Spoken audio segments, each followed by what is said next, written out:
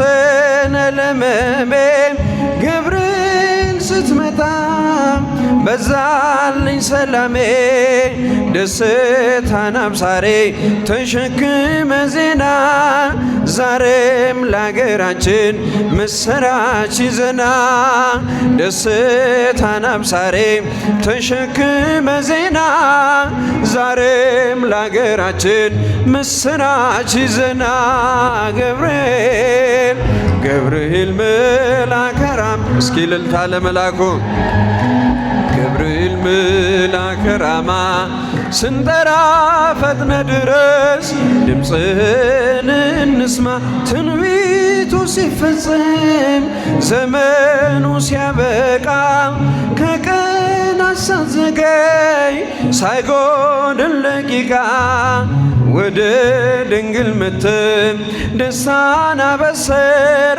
የአምላክን ሰው መሆን ለዓለሙ ሰብክ ወደ ድንግል መጥተህ ደስታን አበሰር የአምላክን ሰው መሆን ለዓለሙ ሰብክ ገብርኤል ገብርኤል መልአከ ራማ ገብርኤል ገብርኤል መልአከ ራማ ስንጠራ ፈጥነ ድረስ ከውሃና ከእሳት ከሞት አመለጦ በእሳቱ መካከል ለጥፋት ቢሰጥቶ አንተ ባለህበት በየትኛውም ስፍራ ምንም ቦታ የለው ሞትና መከራ አንተ ባለህበት በየትኛውም ስፍራ ምንም ቦታ የለው ሞትና መከራ ገብርኤል ገብርኤል መልአከ ራማ ገብርኤል ገብርኤል መልአከ ራማ ስንጠራ ፈጥነ ድረስ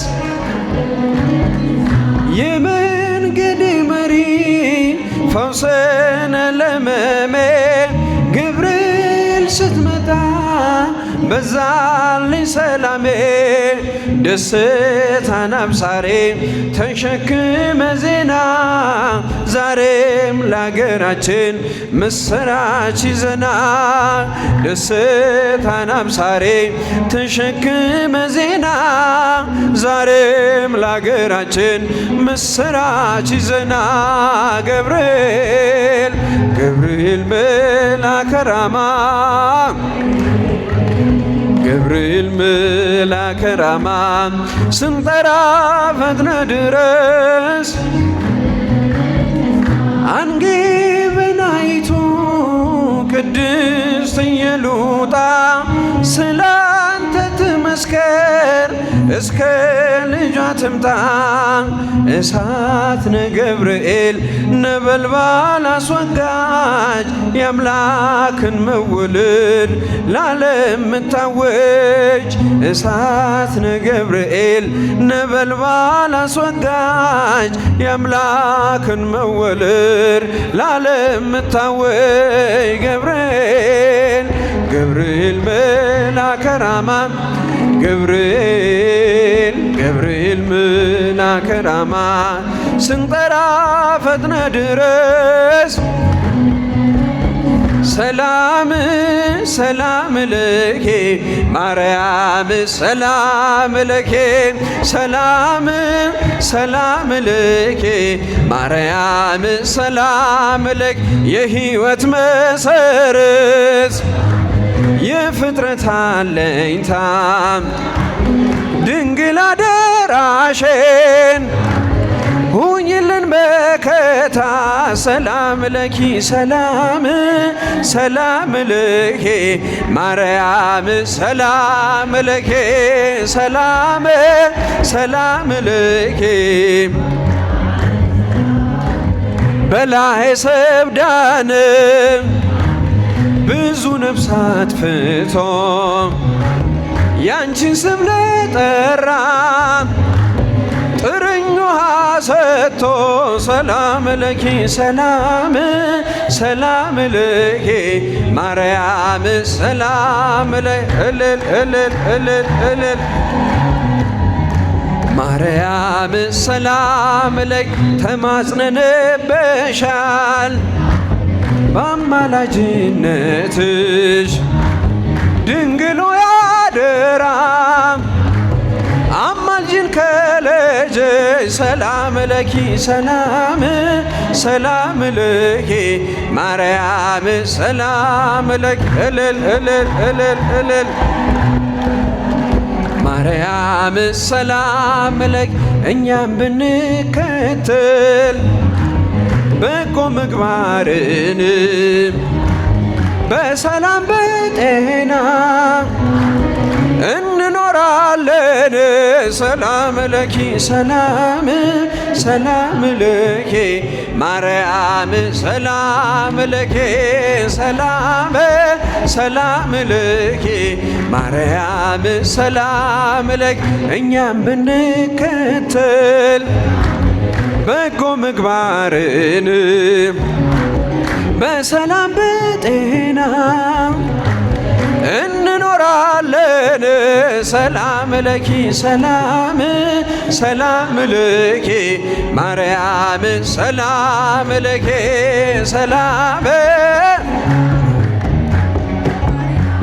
ሰላም ለኪ ሊቀ መላእክት ሊቀ መላእክት ሊቀ መላእክት ሊቀ መላእክት ሊቀ መላእክት ሊቀ መላእክት ገብርኤል ገብርኤል ገብርኤል ሊቀ መላእክት ገብርኤል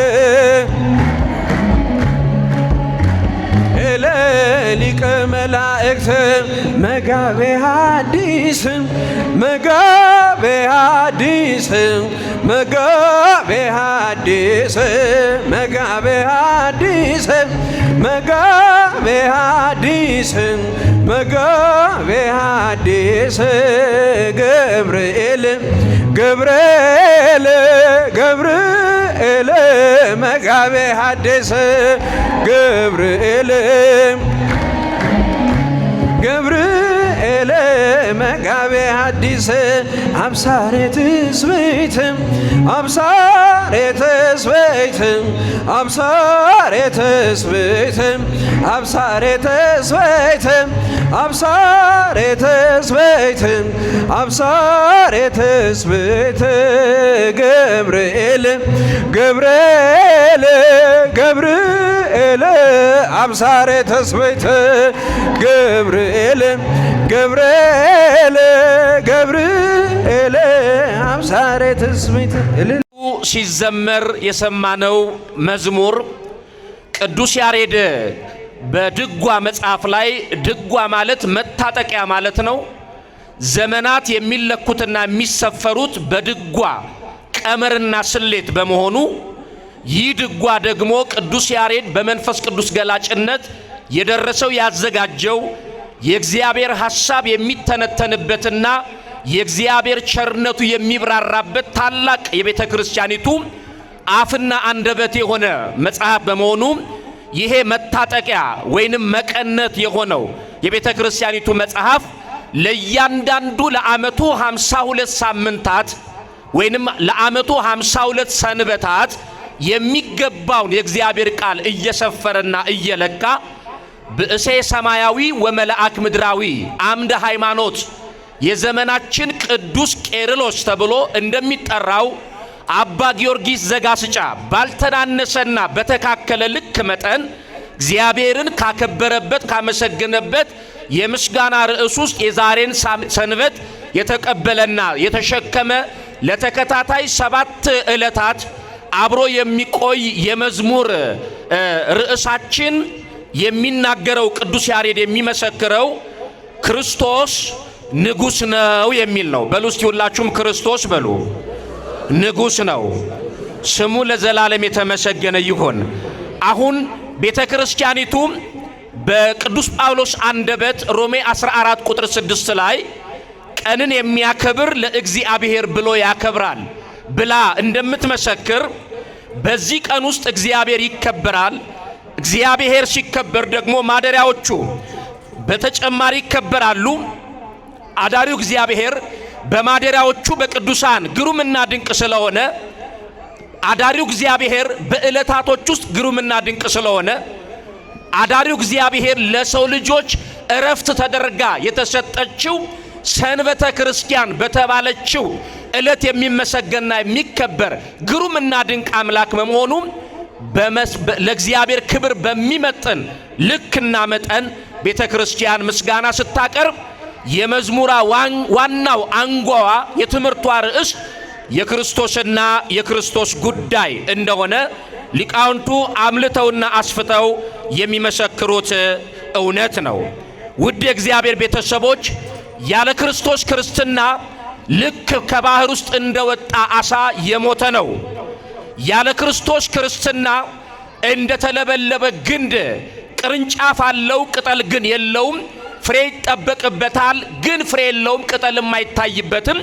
ለእሳት ራሱን ያዘጋጀ ሆኖ እንደሚገኝ የክርስቶስ ህልውና ወይንም ደግሞ ቤተ ክርስቲያን ዘክርስቶስ የተባለችው ጌታዋን ክርስቶስን በሚመጥነው ለባህሪው በሚገባው ልክ ምስጋና የምታቀርብለት ካልሆነ ቤተ ክርስቲያንነቷ ጥያቄ ምልክት ውስጥ ስለሚወድቅ ይሄን የተረዳች ታላቋ ቤተ ክርስቲያን ምንጯን ሰማያዊ መሰረቷን ደግሞ መጽሐፍ ቅዱሳዊ አድርጋ የመጽሐፍ ቅዱስ ደግሞ ልጆች የተባሉ እንደ መነሻ የጠቀስነው ቅዱስ ያሬድ እንደደረሰው እንደ ድጓ እንደተባለው መጽሐፍ ለቤተ ክርስቲያኒቱ ክብር የሚገልጡ እንደመሆናቸው መጠን የእውነተኛውን የቤተ ክርስቲያን አስኳልና ማዕከል የክርስቶስን ጉዳይ በማሙሳትና በመግለጥ ምስክርነትን የሚሰጡ በመሆናቸው ብርሃናተ ዓለም ቅዱስ ጳውሎስ እንደመሰከረው አላፍርበትም ያመንኩትን አውቀዋለሁ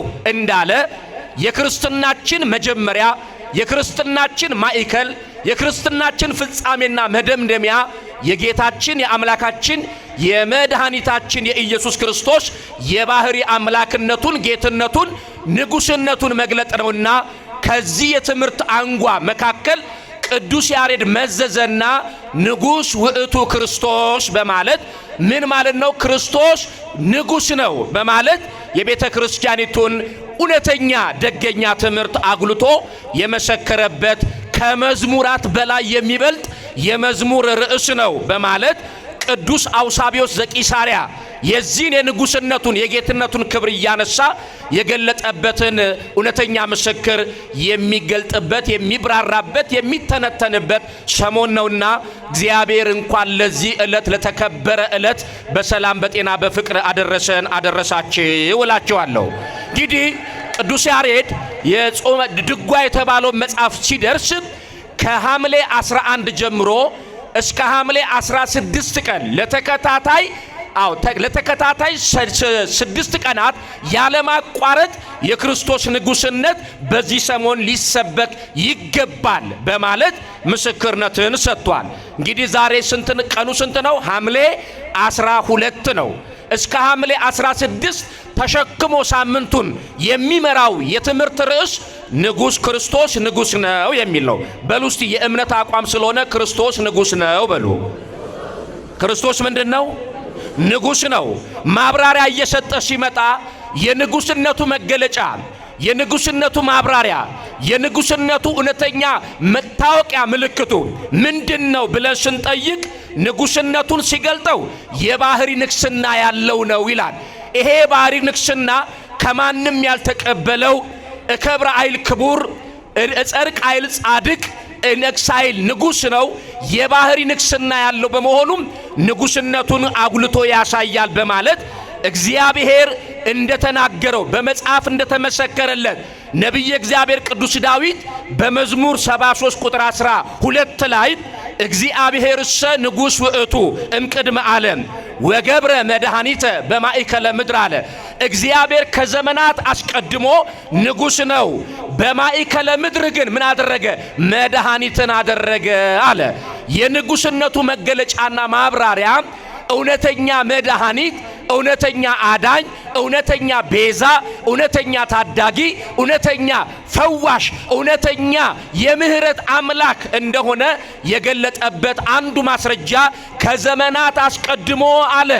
ዘመን ሳይቆጠር ዘመን ሳይሰፈር አንደኛ ቀን ሁለተኛ ቀን እያለ 6 ተከታታይ ቀናት ፍጥረትን ከፈጠረ በኋላ በሰባተኛው ቀን አረፈ የሚል በዘፍጥረት መጽሐፍ ላይ በመጀመሪያ እናገኛለን። እግዚአብሔር ሰማይና ምድርን አበጀ፣ በምድር ውስጥም ያሉትን እነሆ ምድር ከነግሷ ከነግሳንግሷ ሰማይን ከነግሳንግሱ ከመፍጠሩ በፊት እርሱ እግዚአብሔር የዘላለም አምላክ ነውና ካስቀድሞ ንግስናውን በመግለጥ የዘመናት ጌታ ነው በማለት ያብራራዋል።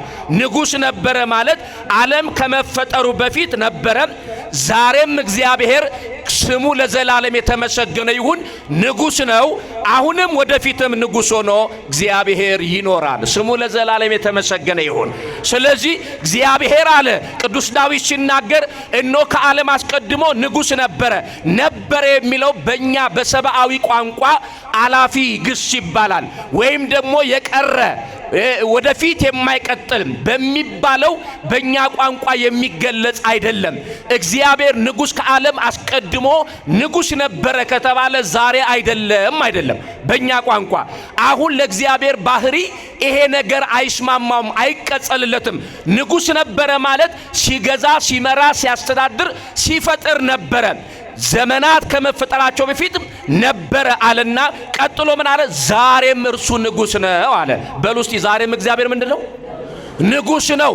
ንግስናውን የዘመናት ሽርፍራፊ አያጎድሉትም።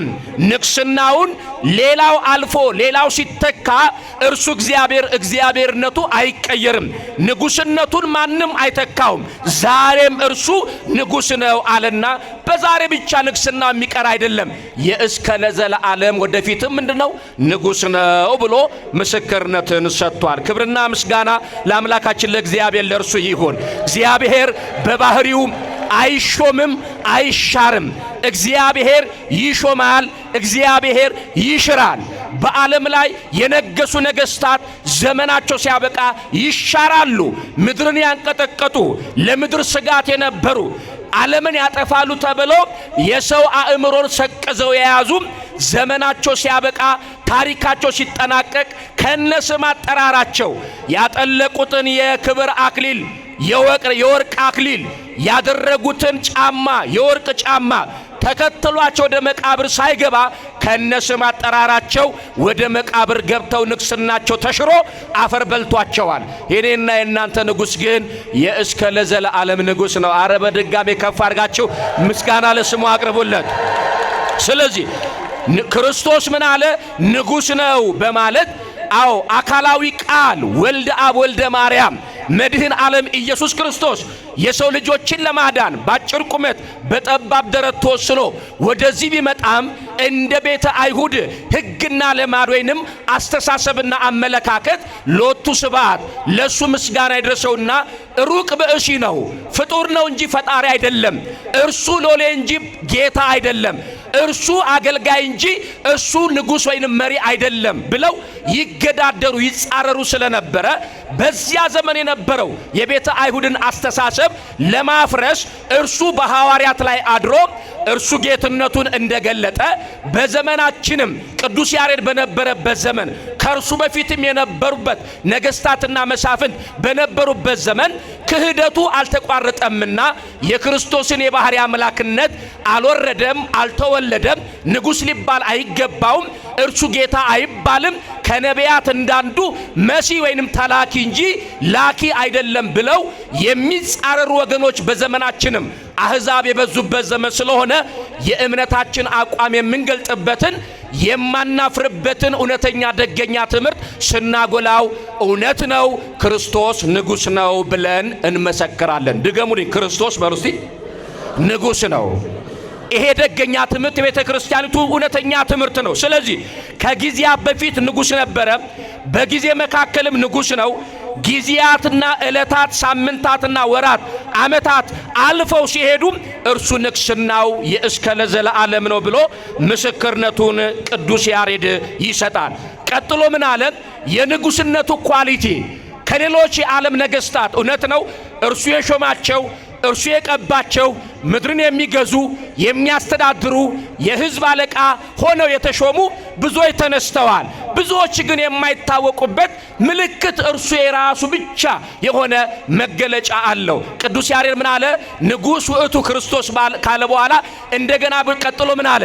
መሐሪ ነው አለ። ደግሞ ምንድነው እሱ? ንጉሥ ሆኖ መሐሪ ሲሆን ደስ አይልም? ንጉሥ ሆኖ ይቅር ባይ ሲሆን ደስ አይልም? በዓለም ላይ የትኛው መሪ ነው ለበደለው ላጠፋው ሀገር ላወደመ ሰው ለገደለ ምሕረትና ይቅርታ የሚሰጥ? ተመልከቱ። እርሱ እውነተኛ መሐሪ በመሆኑም ምሕረት የገንዘቡ በመሆኗ የንጉስነቱ መገለጫ መሐሪነቱ ነው እያለ ያብራራና የመሐሪነቱ የይቅርታው ደግሞ ወሰን ዳርቻ ጠፈር ደፈር የማይከለክለው ምሕረቱ ትውልድን የሚጎበኝና የሚዋጅ አምላክና አባት እንደተባለ ሁሉ በምሕረቱም ባይለጠጋ የሆነ ገዢ አስተዳዳሪ ንጉሥ ነው ብሎ ምስክርነትን ሰጥቷል። እግዚአብሔር የተመሰገነ ይሁን። ወደዚህ ጉባኤ ለምን መጣችሁ ተብላችሁ ስትጠየቁ ምሕረትን ፍለጋ አበሉ። ድገሙልኝ። ምንም ፍለጋ? የሚመራችሁ ማን ነው ከተባለ ንጉሡ ክርስቶስ ነው። ለምን? አንዱ የእርሱ የንግስናው ማብራሪያ መሐሪነቱ ነውና። መሐሪ ውእቱ እርሱ መሐሪ ነው። እሱ ይቅር ባይ ነው። እሱ ሀዳጌ በቀል ነው። እሱ ፈታሄ በጽድቅ ነው። እርሱ ኮናኔ በርት የሆነ አምላክና አባት እንደተባለ ሁሉ እነሆ ምሕረት የባህሪ ገንዘቡ ናት ብለን እንድንመሰክር ንግስናው ከምሕረቱ ጋር የተዋሃደችለት ነው በማለት ምስክርነትን ይሰጣል። ቅዱስ ያዕቆብ የተባለ አባት እንዲህ ሲል ምስክርነትን ሰጠ። ላንተ ኃጢአተኛ፣ ላንተ በደለኛ፣ ላንተ ጥፋተኛ ማን ነው ተብሎ ሲጠየቅ የመለሰው መልስ እንዲህ የሚል ነው፣ እግዚአብሔር አይምረኝም የሚል ሰው ነው አለ። ድገሙልኝ። ማን አይምረኝም? ተናገሩ። ማን አይምረኝም? የኃጢአተኛ ሁሉ ራስ ማን ነው? እግዚአብሔር ይቅር አይለኝም አይምረኝም የሚል ከሆነ ምሕረቱ ላይ እያድፋፋ ነው። ይቅርታው ላይ ሰንኮፍ እያበጀ ነው። የንግስናውን ክብር እያጎደፈ ነው አለ። ስለዚህ እግዚአብሔር በምሕረቱ ባይለጠጋ ነው በማለት ምስክርነትን ሰጥቷልና ለዚህ ነው ነቢየ እግዚአብሔር ቅዱስ ዳዊት ባጠፋው ጥፋት በሰራው ስተት እነሆ ሶስት አይነት ቁጣዎች ወደ ሕይወቱ መጡ። ከሶስቱ ቁጣዎች አንዱን ምረጥ ተባለ። የመጀመሪያው ለባርነት ተላልፈ ትሰጣለህ አለው ነቢዩ። በመቀጠል ሁለተኛ በመላከ እግዚአብሔር ሰይፍ ትቀጣለህ አለው ሁለተኛ። ሶስተኛ ቸነፈርና እነሆ የቸነፈርን ዜና መስማት ብቻ ሳይሆን በሕይወት ላይ ይሰለጥንብሃል ብሎ አረዳው። ዳዊት ግን ሶስቱንም የሚሸከምበት ጫንቃ ስለሌለው በመላከ እግዚአብሔር ሰይፍ ወድቄ መሞትን አልሻም፣ በጠላት ቀጠና ስር ወድቄ መንገላታትን አልፈልግም፣ በረሃብ በጦርነትና በቸነፈር በድርቅ መዳፍ ላይ ወድቄ በእኔ ኃጢአት ምክንያት ሕዝብ እንዲጎዳ፣ እንስሳት እንዲጎዱ፣ እጽዋት እንዲረግፉ አልፈልግም አለ። በሰራኸው ስተት እግዚአብሔርን ባስቆጣኸው ቁጣ የተነሳ ሶስት ቅጣቶች ቢመጡና አንዱን ምረጥ ብትባል ሶስቱንም አልፈልግም ብለሃል። ምርጫ ታዲያ ከዚህ ውጭ ምንድነው ሲለው ዳዊት የመረጠው ምርጫ በጣም የሚገርም ነው። ምሕረቱ ብዙ ነውና አለ። በሉ እስቲ ምሕረቱ በሉ። ብዙ ነውና በሉ። ድምጻችሁ አይሰማ። ምሕረቱ ብዙ ነውና በሰው እጅ ከመውደቅ በእግዚአብሔር እጅ በወድቅ ይሻለኛል አለ። የእናንተስ ምርጫ ምን ይሆን? በጦርነት እጅ መውደቅ ይሻለናል? በረሃብ እጅ መውደቅ ይሻለናል? በመልአከ እግዚአብሔር ሰይፍ በቁጣው ሰይፍ እጅ መውደቅ ይሻለናል? ቅዱስ ሚካኤል እኮ ሰናክሬም የተባለውን እኮ የ185 ሺህ ሰራዊት ባለቤት የነበረውን እኮ እግዚአብሔር ተቆጣ። በአንድ ደቂቃ አይደለም በማይክሮ ሰከንድ ሰራዊቱን እንደ ቅጠል አርግፎታል።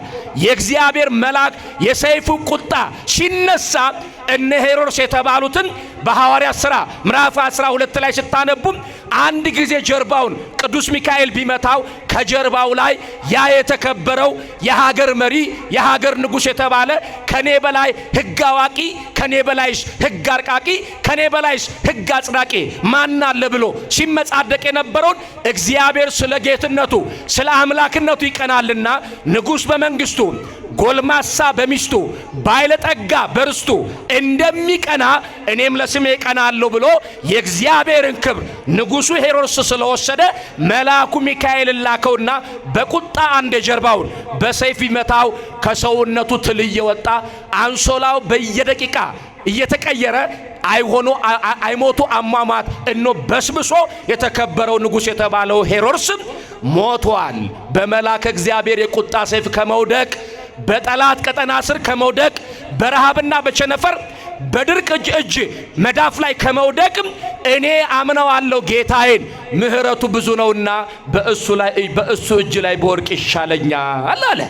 የዳዊት ምርጫ የናንተ ምርጫ ይሁን። አሜን በሉ እስቲ። የዳዊት መሻት የናንተ መሻት ይሁን። በማን እጅ መውደቅ ይሻላችኋል? በማን መዳፍ ላይ መንተራሽ ይሻላችኋል?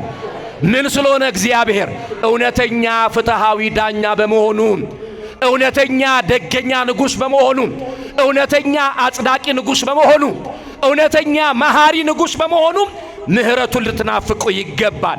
ቅዱስ ያሬድ ምን አለ? የንግስናው እርሱ ክርስቶስ ንጉሥ ነው ሲባል የንግስናው መለያ ምልክቱ ምንድነው ካልከኝ መሐሪ ነው አለ። በሩሲ ምንድነው እሱ? ይቅር ባይ ነው አለ። ለዚህ እኮ ነው ተመልከቱ፣ በብሉይ ኪዳን ላይ ብዙ መስዋዕቶች ተሰውተዋል። የርግቦች፣ የዋኖሶች፣ የጠቦቶች፣ የጊደሮች መስዋዕት ተሰውተዋል። እነዚያ ድካምና ልፋት ብቻ እንደገና ገንዘብና ንብረትን ማባከን ብቻ አተረፈ እንጂ የመጣውን ጊዜያዊ ቁጣ ማብረድ ለጥቂቱ ቻለ እንጂ አዳም ከገባበት የኃጢአትና የበደል ረግረግ ውስጥ ሊያወጣው አልቻለም። ይሄንን ሊተካ የሚችል ሳይሆን ይሄንን ፍጹም ራሱ ወርዶ ተወልዶ ተገልጦ ታይቶ አዳምን መስሎ አዳምን አህሎ ሊክሰው ሲመጣ መሐሪነቱን የጀመረው በጽንሰት ነው። በጽንሰት የተጀመረ የምህረቱ ሥራ ቀራንዮ ኮረብታ ላይ እንደ በሬ ቆዳ ተወጠረና ከሰማይ ዝቅ ከምድር ከፍ ብሎ እነሆ ሰማይና ምድርን ለማስታረቅ ሕዝብና አሕዛብን ለማቀራረብ መላእክትና ሰውን በቋንቋ እንዲግባቡ ለማድረግ ከሰማይ ዝቅ ከምድር ከፍ ብሎ ተሰቀለና ከተናገራቸው የፍቅር ቃላት አንዱም ንጉሥ ክርስቶስ አባት ሆይ የሚያደርጉትን ስለማያውቁ ምን በላቸው ይቅር በላቸው ነው ያለው። ስለዚህ በምህረት የተጎበኛችሁ ናችሁ። ንጉሥነቱን በምን ታብራራላችሁ ብትባሉ ትላንትናን አሳልፎ የዛሬን በጸጋ ያለምንም ክፍያ የሰጠኝ እዚህ ቁጭ ብዬን